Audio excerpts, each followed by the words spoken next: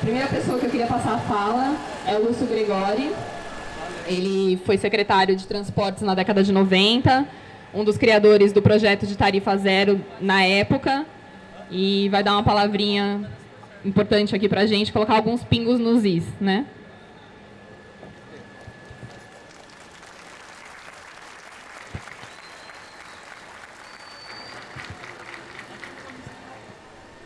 Obrigado a todos e todas. Obrigado aí por estar mais uma vez aqui, tendo a paciência de me ouvir. Antes de vir para cá, depois que o MPL me convidou para fazer essa conversa com vocês, prefiro usar a palavra conversa do que aula. Eu fucei bastante na mídia, jornais, no Facebook, postagens, discussões de tudo quanto é tipo, em vários lugares, porque eu sei que essa discussão sempre provoca muita confusão, muita desinformação, muita informação cruzada, muito uso de mídia para fazer propaganda desse ou daquele, de crítica daquilo para cá, muita gente criticando o MPL, porque o MPL não sei o quê, porque... Eu, depois de ver tudo isso, quero dizer a vocês primeiro o seguinte: a questão tarifária, transporte coletivo no Brasil, não é uma questão do prefeito de São Paulo, do governador de São Paulo. Não, ele é um problema do Brasil como um todo. E nele tem parte fundamental o povo brasileiro, cada um a seu modo. Então eu não vou fazer aqui nenhuma consideração maior sobre A, B, C ou D, partido X, Y, Z, porque o que eu quero discutir com vocês aqui é: no Brasil, o transporte coletivo é ruim e é caro, no geral. Tá? E por que é assim? E como é que a gente pode fazer para que isso mude, já que esse país, todos nós nos orgulhamos, ou muitos querem que nos orgulhemos, somos a 6ª ou 7ª economia do mundo, mas o nosso transporte coletivo tem um preço absurdamente alto quando comparado de outros países. Então eu vou falar sobre isso, para ver que essa disputa tem muito chão ainda. Não é por 20 centavos, não é por 50 centavos, não é por nada disso. É porque a tarifa de transporte coletivo do Brasil é muito alta. Então vamos começar a falar a partir disso.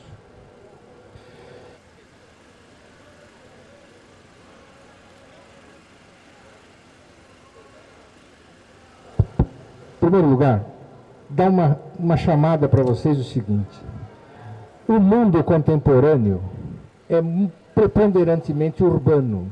Isso que nós estamos aqui, ó. Né? Hoje, cerca de 85% da população brasileira vive em cidades, em áreas urbanas. A cidade é uma das... Pensem um pouco, é possivelmente uma das mais maravilhosas invenções da humanidade. A gente se esquece, né? Mas na cidade a gente tem um pouco de tudo. A gente tem a residência, a gente tem a escola, a gente tem o hospital, a gente tem a cultura, a gente tem o cinema, a gente tem o baile funk, a gente tem a feijoada, a gente tem um encontro, o futebol de rua, a gente tem tudo. É uma invenção fantástica da humanidade. Só que ela tem uma coisa crucial. Você só desfruta o que tem numa cidade se você puder por ela se mexer, se movimentar. Sem o que você fica prisioneiro, né, de acessar aquilo que o seu bolso permite nos seus deslocamentos. Quem mora nas periferias de São Paulo, quem mora nas periferias de outras cidades, ou mesmo lá onde eu moro, Jundiaí, quem mora em Várzea Paulista, lá no fundão de Várzea Paulista, sabe que a sua vida está limitada e delimitada, e muito limitada, pela sua capacidade de movimentação. Não é à toa que a mídia faz de nós todos pensarmos que o sonho nosso é ter um carro, para a gente poder se movimentar. Ou seja, na verdade, é crucial para a gente viver aquilo que foi uma belíssima invenção da humanidade, a cidade, que a gente possa por ela se movimentar. E para se movimentar, a gente não pode ter catraca, porque catraca limita a gente. Além do que, a catraca brasileira é um exemplo de mau gosto. Vocês andem no mundo inteiro, vocês não vão achar uma catraca como essa. Disso podemos nos orgulhar. É uma catraca para ninguém botar defeito, é horrorosa. Agora, por que isso? Vejam bem, essa economia que é a 6ª ou 7ª do mundo, no entanto, na tarifa de transporte coletivo, se paga um preço absurdo. Eu vou dizer como. Vocês já ouviram a palavra mágica subsídio. Subsídio quer dizer o seguinte: eu não cobro por um serviço aquilo que ele custa, eu cobro menos. Isso serve tanto para tarifa como serve para juro do BNDES, quando ele empresta a juro menor do que a taxa de juro nacional, que é hoje de 11,75, que ela empresta para determinados empresários fazerem seus investimentos. É subsídio. Pois bem, na tarifa, subsídio significa que você cobra menos daquilo que custa o serviço de transporte. Eu vou dar um exemplo. Na França, isso é da ordem de 60% o subsídio. Na Argentina, Buenos Aires, da ordem de 50%. Em muitas cidades dos Estados Unidos, 40%, 30%, 40%, 50%. Na Alemanha, 60%. Vocês podem consultar aí os jornais, né? Facebook, tem esses números todos precisos. Mas são nessa faixa, nessa ordem de grandeza. E no Brasil, qual é o nível de subsídio? E não é São Paulo, não é Rio, Brasil. Sabem qual é? Da ordem de 15%. Isto porque São Paulo tem um nível da ordem de 20%. Portanto, ajuda a melhorar esses 15%. É 15%, gente. É baixíssimo. É uma vergonha. Isso quer dizer que essa economia, que é a 7ª do mundo, está maltratando quem usa transporte coletivo. Dinheiro tem sim, se não tem, tem como arranjar. A gente já vai discutir isso também. Mas só para dar um número para vocês sonharem um pouco, vai. Olha, se a tarifa de transporte coletivo no Brasil tivesse um nível de subsídio de 50%, a tarifa de ônibus de São Paulo seria 1,50. É uma baita diferença, não é?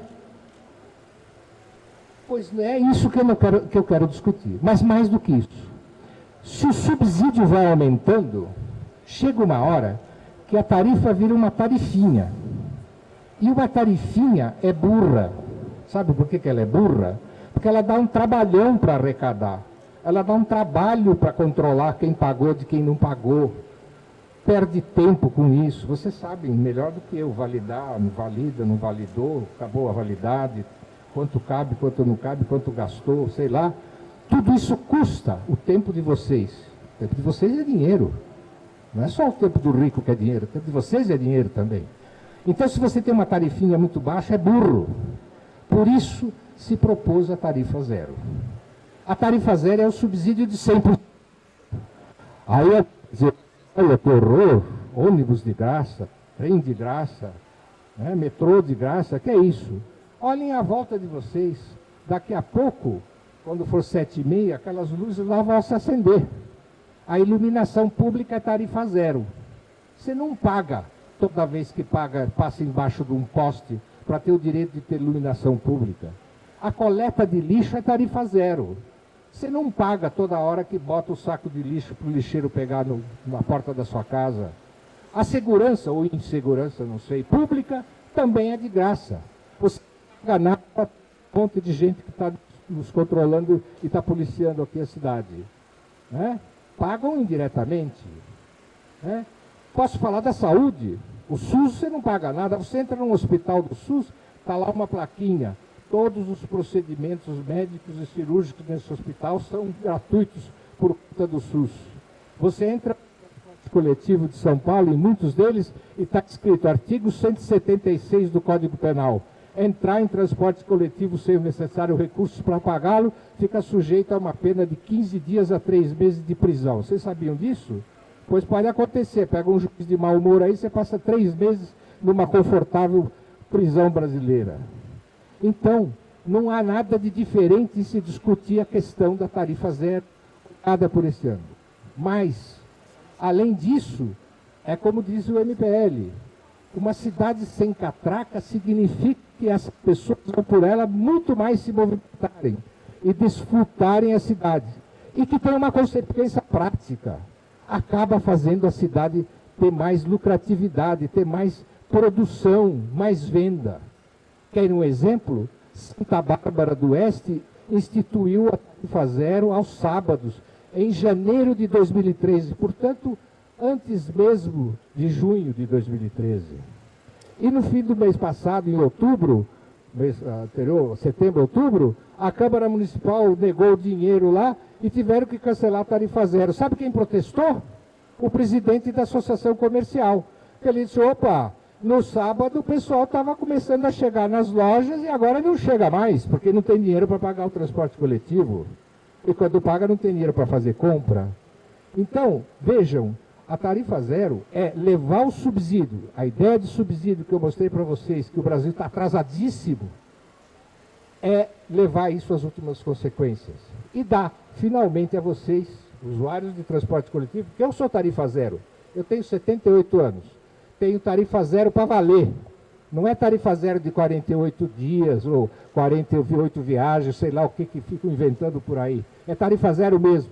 Eu não pago transporte coletivo de nenhum jeito. Recomendo. Muda a vida de você. Muda a forma pela qual você começa a entender a cidade. Muda a forma do seu bom humor até. Só o fato de você não precisar saber se está ou não está com o bilhete em dia e não em dia, basta, no máximo, quando eu passo nas catracas do metrô, mostro a minha carteira de identidade, quando não põe a cara, né? Porque já está meio na cara. Então, é isso, tarifa zero. Tirando toda essa discussão sobre possibilidade técnica. Possibilidade técnica é uma discussão abstrata. O que existe é uma disputa política. E isso na democracia é absolutamente legítimo. Absolutamente. A democracia é isso. O Estado arrecada dinheiro de um monte de gente. Aqui no Brasil, um parênteses, arrecada mais de quem ganha menos. E arrecada menos de quem ganha mais. Pasmem vocês, é o contrário. Mas, de qualquer forma, o Estado tem um monte de dinheiro. Estado, eu digo genericamente. E a democracia é uma disputa de recursos desse Estado. Cada um puxa do jeito que acha que precisa dos seus interesses legítimos ou ilegítimos. Né? Se vocês lerem outro dia, eu li no jornal um ex-ministro da Agricultura defendendo a constituição de um programa de apoio com juros subsidiados, aquela coisa toda, para a indústria sucroalcooleira que está aí indo mal das pernas. Ele está fazendo aquilo que a gente tem que fazer quando a gente exige tarifa zero, ou quando a gente exige subsídio maior na tarifa de transporte coletivo. É legítimo. Não tem nada do que se pretende dizer de que isso é ideia de maluco, se isso é possível, se não é possível. Isso é disputa política e absolutamente legítima da democracia. Queria também... Está dando para... Se alguém aí achar que... levanta a mão, a gente encara, tá? Agora falando um pouco mais de São Paulo, porque afinal de contas nós estamos em São Paulo. Mas eu quis deixar claro que eu não quero discutir aqui o reajuste de tarifa de São Paulo, o prefeito XYZ. Estou fora. Aí um cara diz que o MPL faz o jogo da direita.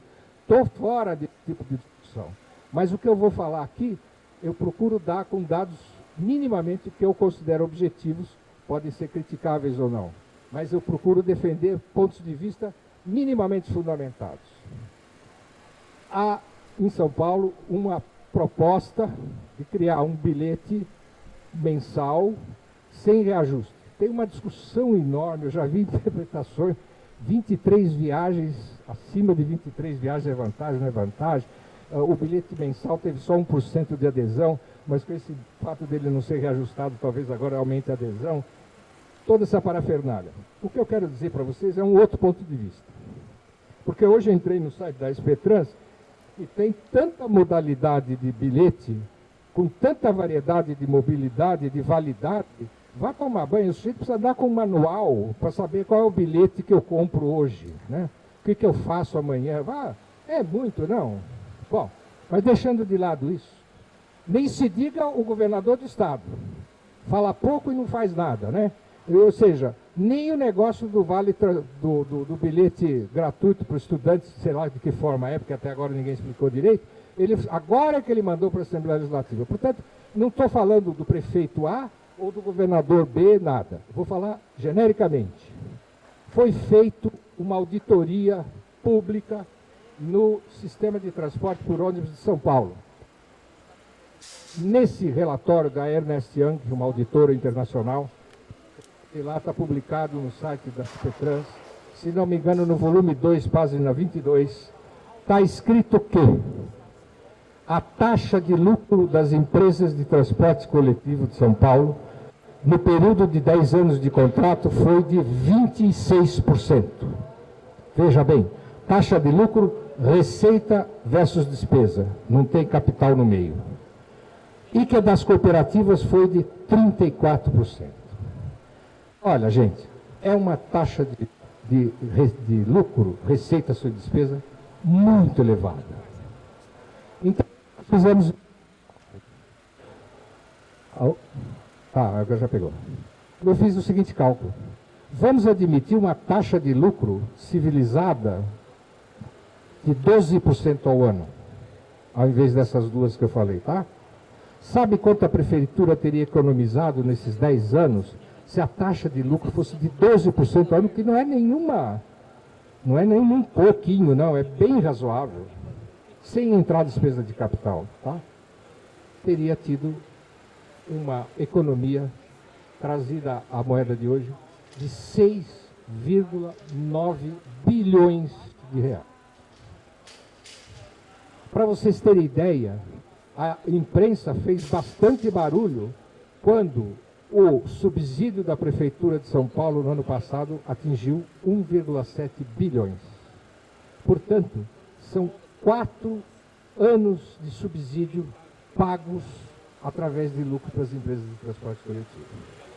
Com isso eu estou querendo dizer a vocês formas melhores e mais inteligentes de fazer com que a tarifa não suba na cidade de São Paulo.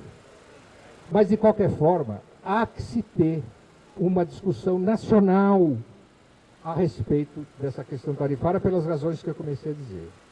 E eu tenho vocês que querem, entrem num site chamado mobilidadebrasil.org, é um site sediado em Belo Horizonte, se não me falha a memória, um grupo de discussão que existe lá, e que eles fizeram um rol de propostas com a qual eu colaborei também.